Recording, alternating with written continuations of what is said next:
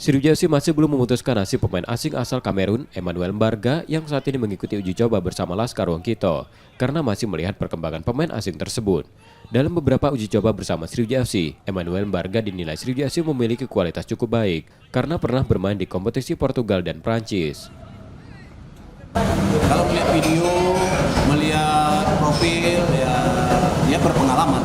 Karena pernah main di Liga Portugal, pernah bermain di Liga Prancis, terakhir di Liga Kamboja ya. Saya pikir cukup ini expert. Tapi tidak menutup bahwa pemain asing yang lain ya, artinya banyak tawaran lagi untuk pemain asing kita.